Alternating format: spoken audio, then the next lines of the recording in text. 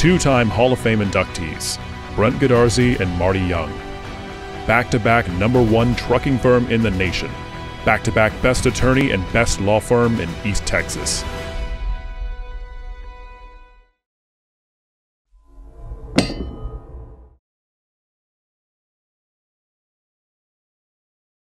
Hello, Buckeye fans, and welcome to the Gilmer Coaches Show. I'm your host, Jeff Rash, and I'm here with the athletic director and head football coach and semifinals champion, Yes, sir. One of many, Mr. Alan Metzel.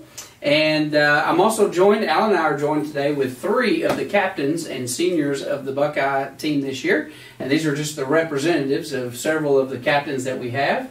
And so most of you know them, but for those of you that don't recognize them without a helmet, I'll introduce them. This is Mason Hurt, right here, plays wide receiver. This is Luke Watson, right here, that plays fullback and defensive end, and outside linebacker, wherever we need him, wherever.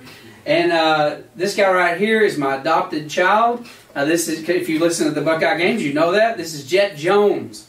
And I've been telling everybody all year long that I am taller than Jet Jones, and here's the proof right here. But he is the baddest dude on the field. We'll talk about that here in just a little bit. But guys, Buckeye fans, then there were two teams left in 4A Division II football, and one of them happens to be the Gilmer Buckeyes. Right. And the other one happens to be the Carthage Bulldogs. So if you like football, this coming Friday at 11 o'clock at AT&T Jerry's World. It switched it to 12. To 12 o'clock, all right? So they moved it to 12 o'clock. In Jerry's World over in Dallas. You're going to see some of the best football, and experts are already saying, if you like football, this is a matchup.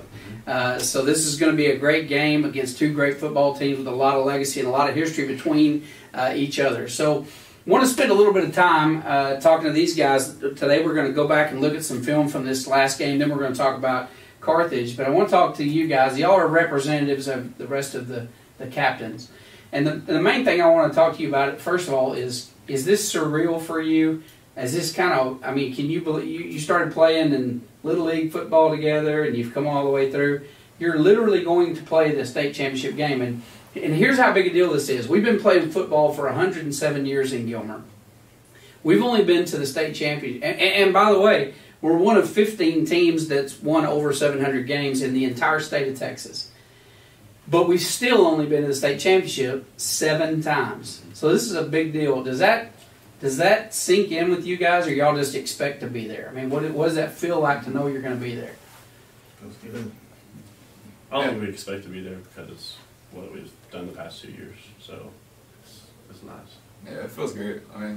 I mean, we wanted to be here, so it feels great to be here. Last time we were here, we were water boys on the sideline in the 2014 team. So. Yeah, y'all were. Literally, you 2 were water boys, and And I remember when I actually looked down at you 2, and those years are long past now, but for both of us. But it is kind of fun to watch. I mean, when you guys go through the struggle of what you've done to get here. I mean, you think about COVID this year. You think about just the craziness of the year, and then the fighting through injuries and fighting through one of the toughest schedules in football. In Texas, To get here and to battle week to week to week to still survive and then get to the state championship game. It's got to feel pretty good. What do you guys think about, and speak loudly so everybody can hear you, what do you guys think that you're going to take from this program? He and I always talk about how football is a microcosm for life in general because it teaches you hard work and leadership and those kind of things. What are some things that you guys, can you see at this point in your life that this program and what these coaches have invested in you and these teachers and administrators, how you're going to take that into life? I mean, do you guys have some comments or thoughts about that? He preaches on every day, showing up. Just showing up every day, outworking everybody. But half of it is just showing up every single day. So, for me, it's being able to take criticism, like to be coachable. We call it coachable. Be able to take it and put it to your game. So I mean, that's a big thing for me. It's just being coachable. Yeah, because that happens in life. Just so you know, criticism is going to happen. Mason, what about you? I think it's been good being able to watch the coaches and how they deal with their families and stuff like that, so that whenever we eventually do that, we'll know.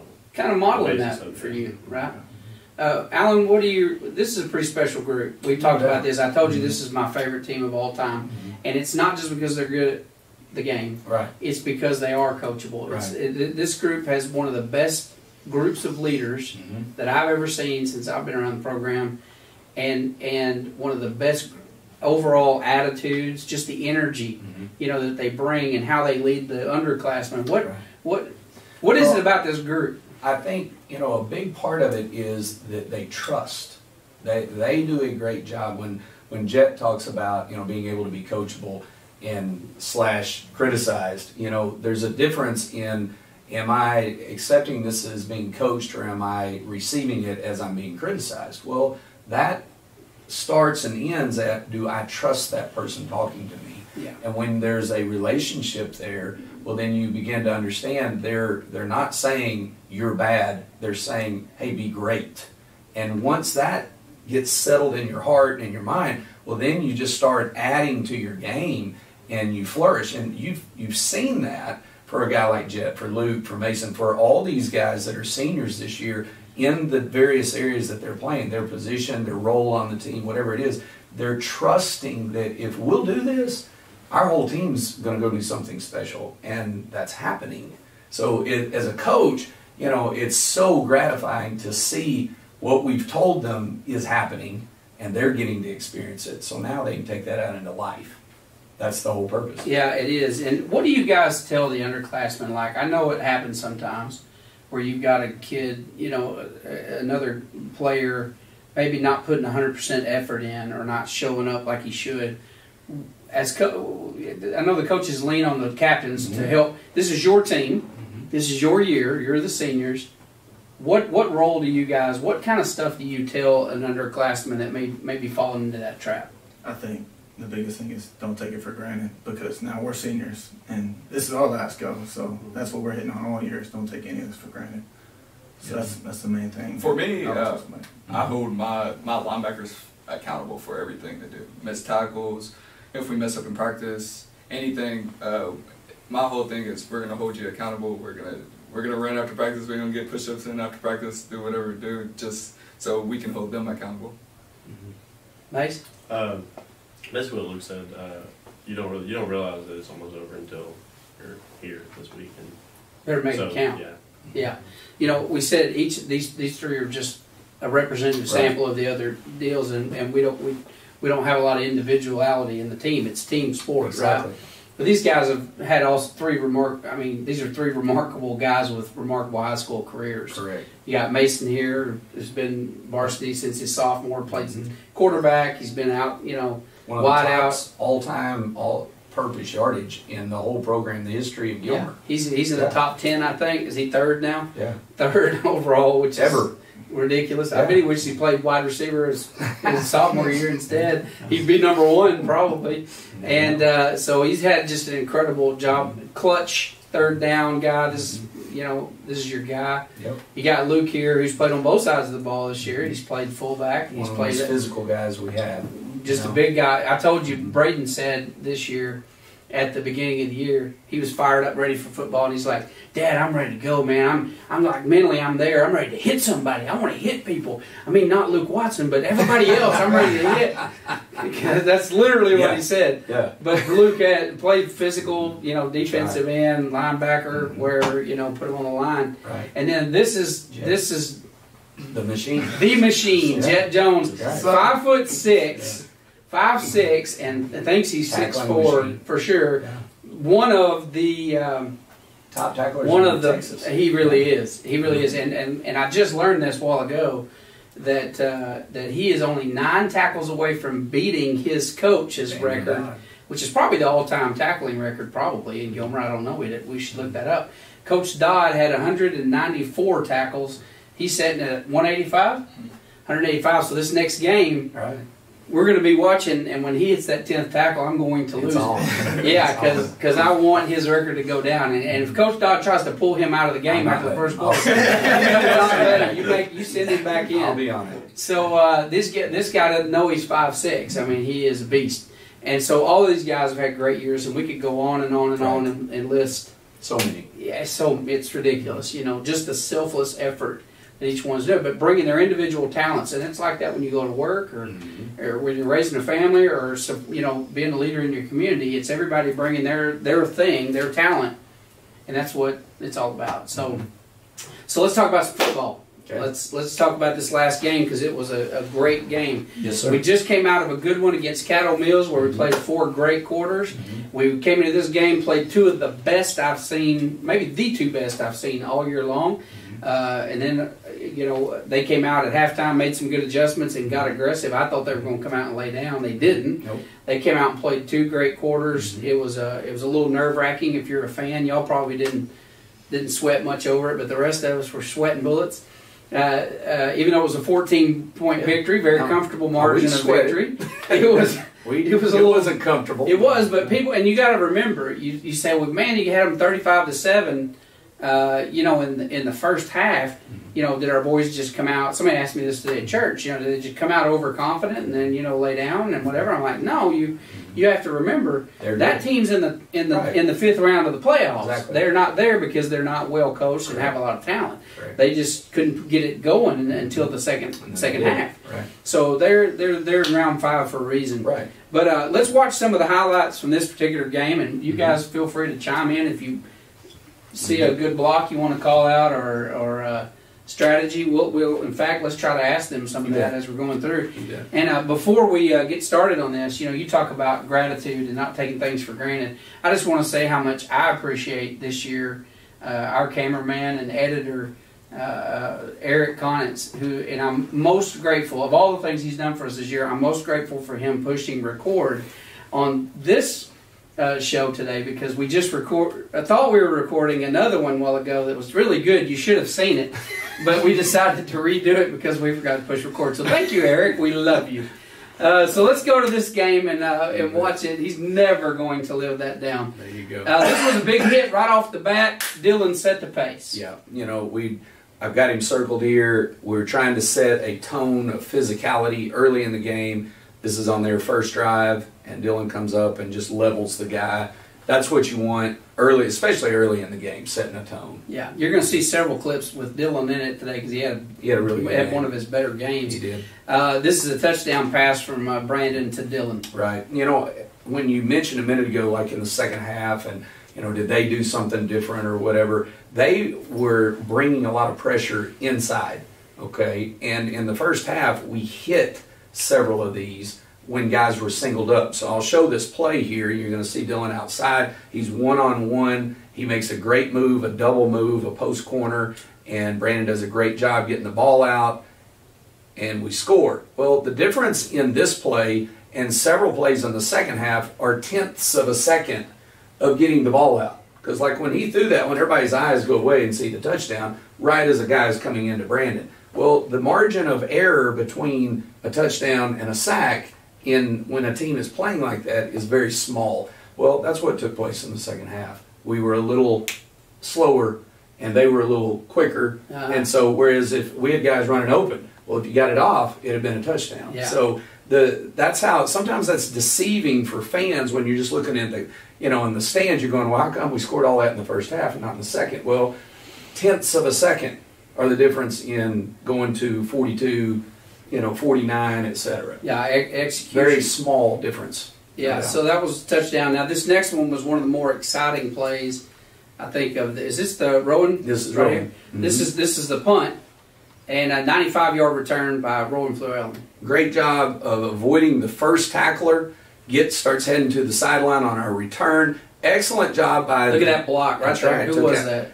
I'm not sure who was it. You, Jed, on that one? Okay. I'm not sure exactly who got it, but he ended up taking 3 guys out. But the thing that I was really pleased with was guys just the way they shielded. They didn't hit anybody in the back, didn't block from behind. I always look for laundry on a long run like that. I was so happy not to see yellow. I was thrilled. Exactly. So that was very exciting, and Rowan's mom was going nuts in the stands. Obviously, that play took about 15 seconds to execute. She had plenty of time to scream. A lot of fun. This next one is a deep pass to Dylan.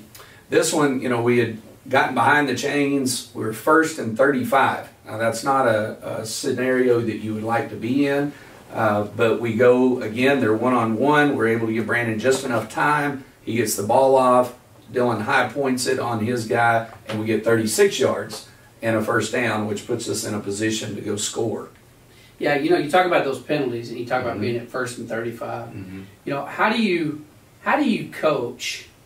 Because I know you don't want to take the fire. You don't want to say whatever you do, don't get a penalty, because you don't want them to not be aggressive. Correct. Right? I mean, sometimes you're just, Absolutely. when you're being aggressive, you're going to grab a face mask. It just happens, right? Things happen. You don't want any stupid stuff Right, you don't like wanna jump mouthing and Right. fighting You and that don't want kind to of jump stuff. off sides. You don't want procedural. Yeah. Some plays are just aggressive, and you just have to go. It is what it is. It is what it you know, is, because yeah. that was just football. So. Yeah. It's just part of the game sometimes. It is. This It next is. one was another pass. Just Mhm. follow this up with another one to Dylan. Same drive. We're down in the red zone again. There's still one-on-one, so we take a quick pass to him out on the edge. Another double move.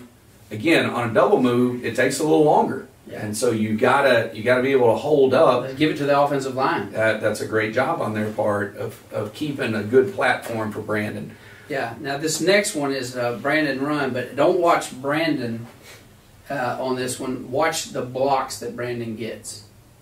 This one right here is the one. Oh, we this is actually- the short This run. is the short This one. is all Brandon. Right. Watch This one Brandon on is this one. Brandon. Yes. 'cause- Watch this one on yeah, Brandon. we'll take a look at the blocks here on another one. This one right here, he makes about 3 guys just whiff because he That was supposed to an go athlete. outside. It was. But they jumped across. They They jumped got the good edge. penetration. He said, "Okay, I'll just go this way." He stuck Yeah. his foot, made another guy miss. He did that same thing last week on a short run. Right. And just did it. Look at that move. Just comes Amazing, inside. amazing job on his part. Yeah, that's all BT right there. Yeah. I won't take anything away from him there. Now, this next one, we're going to go to the defensive side of the ball. Mm-hmm. This is one of the most crucial. You could pick 4 or 5 things in the game that you go, "Ooh, glad that happened when it did." This is one of them. This was a 4th and 3. Mm-hmm. This is Amaro, sophomore, coming up, making a huge stop on 4th and 3, so we get the ball back. And keep in mind, he's going up against one of the better running backs that we've seen all 1,800-yard year. rusher. Yeah. That's right. So Jet, without calling out the call of the play, like our name, but kind of talk about what we try and do here by occupying the tackle and what Amiro would be doing here. Okay. Is that Matt on the end? Yes. Matt's going to slide up to 5, and I think Amir just folds right under him Mm-hmm. and makes a play in the backfield. The defensive tackle is essentially occupying the lineman and is going to get him out of the way to allow this stunt. And Amiro gets one-on-one. it was like y'all knew where the ball was going. Well, I'm grateful they did because Yeah. that was big and it got him off the field. So great job there. Yeah, that was a good tackle though, because you're talking about going up a guy. Amaro's not a small guy, but this back, He's thick. He's thick. He's Yeah. a big boy, No doubt. and that was a great tackle. Good job wrapping up and not letting that kid run through, because he'd been doing that a lot. Right. Now this is the 73-yard run This by is it. Brandon, Mhm. and he does a great job, He obviously. But I want you to watch the blocks Right. more than you watch the runner. What you're going to see here, watch the right guard and the right tackle and the center.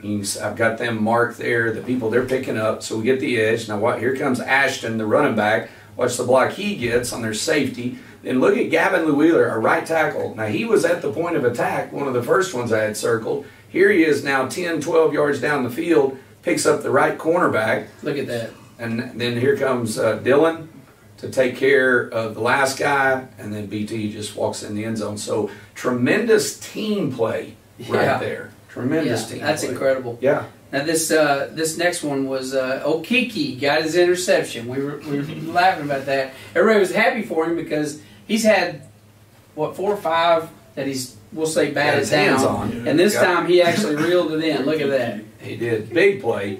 And so we just had the momentum of a touchdown, and here we stop them with this interception by Kiki Backbreaker. right there. And it kept that momentum rolling in the first half that got us the big lead. Yeah. Now against Sunnyvale, Marche had a catch that maybe the catch of the year.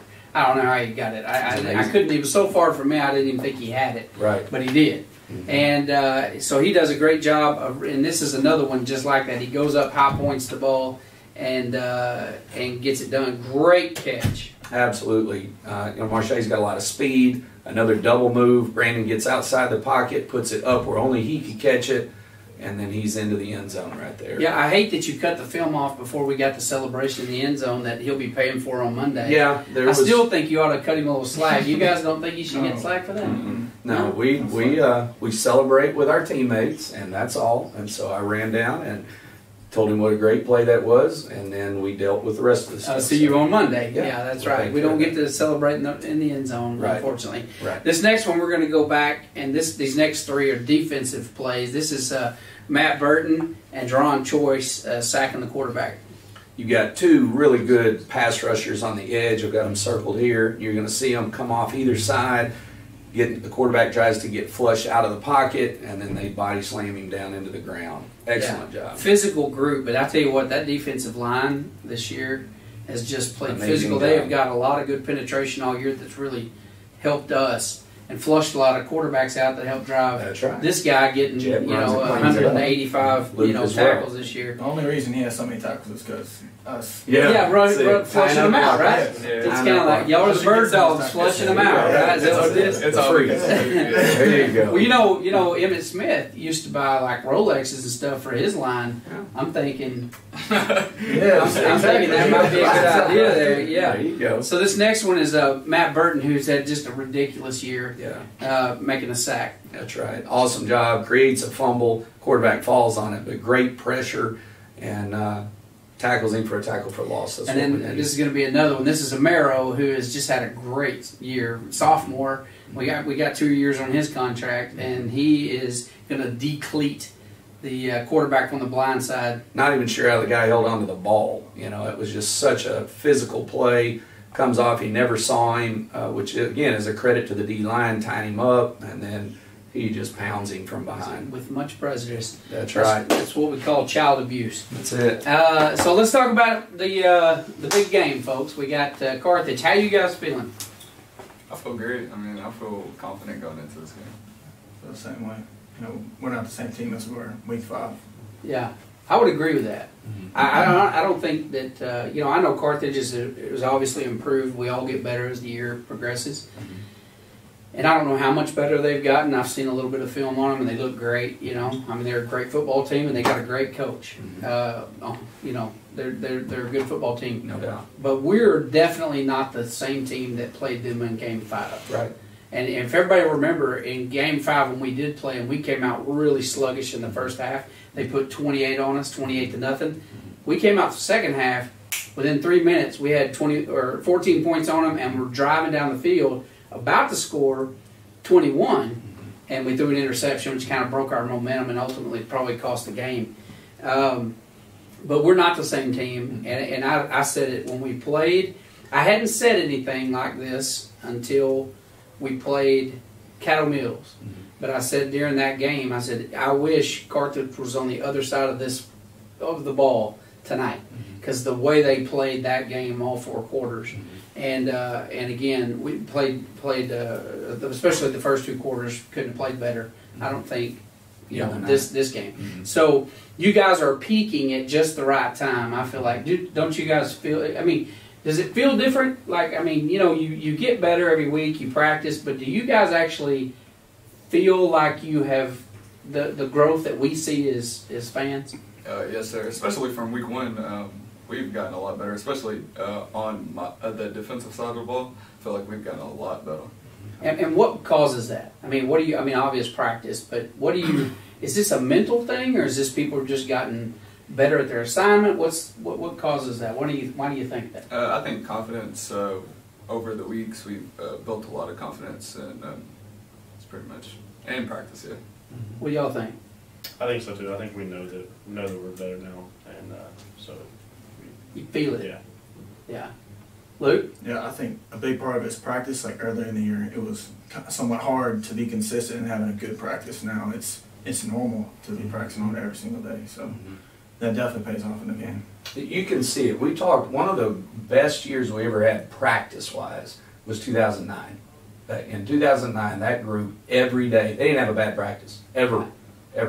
And so we talked about that throughout the year, and we were a little up and down at times this year. You know, you might be good on Monday, and Tuesday was Wednesday was good, run-through was okay, you know, those kind of things. Well, you see that in a game. You know, you see some of the inconsistencies. Yeah.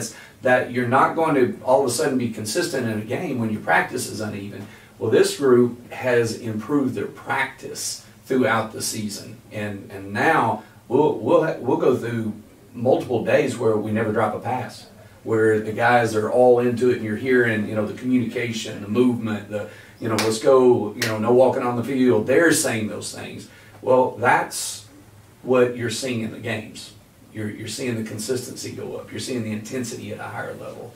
So they're doing exactly what they're saying.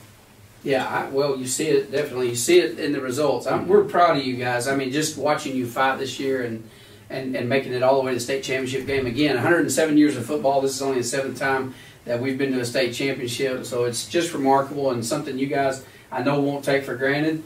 It's a big deal, and congratulations to you for being there. And Jet, I can tell you that on behalf of everybody 5'8" and under, I want to thank you for your effort this year of chalking one up. The circus freaks over here, you know, 6'3" and up, nobody's impressed with that because.